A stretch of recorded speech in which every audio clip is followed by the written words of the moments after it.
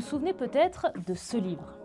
Si la loi permet cet acte, elle ne le rend pas pour autant juste ou moral. Les tatouages. N'est-ce pas une manière de le traiter comme un simple objet au service de vos caprices?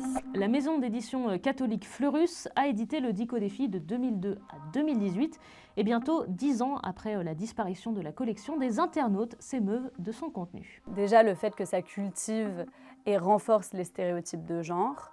On a tout un tas de rubriques sur le shopping, la cuisine, plaire aux garçons, toujours. Il y a des propos très choquants aussi sur l'avortement, avec une culpabilisation constante. Aujourd'hui, en librairie, on ne trouve plus le Dico des filles, on trouve Vive les filles, qui est édité par Milan depuis 2005.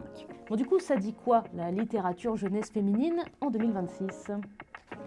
Le squelette de Vive les filles, c'est le courrier des lectrices qu'on recevait donc sur papier à l'époque.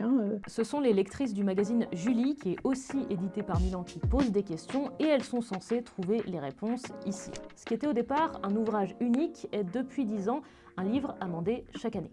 Il y a 20 ans, les pages sur les écrans, c'était des pages sur la télé, attention les dangers de la télé. On a aussi beaucoup modifié la façon dont on voulait parler aux filles, de leurs questions sur l'amour, pour que on ait des mots épicènes, des mots qui ne soient pas genrés. Les jeunes filles aujourd'hui ne courent pas après le prince charmant. À chaque nouvelle édition, le livre est confié à une jeune fille de 10-12 ans.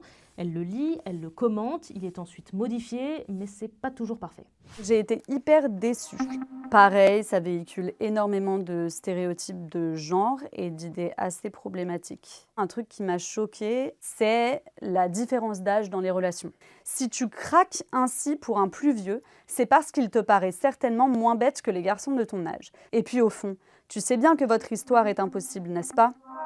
Ce serait peut-être aussi intéressant à ce moment-là de parler de consentement, de pédocriminalité. On nous dit « tu sens bien que votre histoire est impossible ». Pourquoi est-elle impossible? Juste parce qu'elle est illégale, déjà. Sur l'amour toxique, on sent quand même là qu'il y a quelque chose qui est en train d'émerger et qu'il va falloir aborder. La pornographie, la santé mentale font partie des sujets qui doivent faire leur apparition.